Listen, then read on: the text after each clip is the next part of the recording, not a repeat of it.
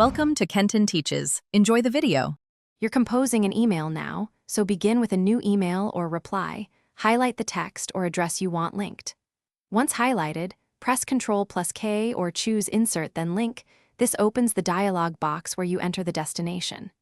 Do this immediately because Outlook ties the URL to whatever is selected.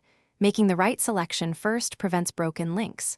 Also, make sure you're in HTML or rich text format, since plain text won't support clickable hyperlinks.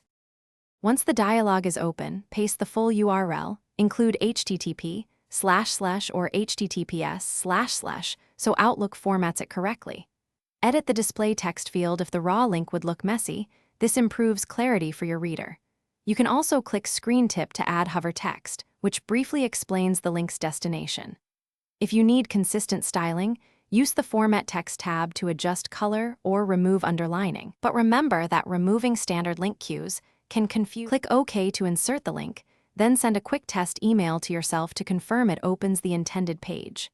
If the link fails, reopen the link dialog to verify the full URL and that you originally selected the correct text.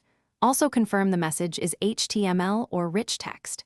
If recipients report issues, suggest they try another device or clear browser cache. Sometimes cached redirects or security settings block the link. Finally, recreate the link if problems persist. Thanks for watching. Please subscribe if this video was helpful.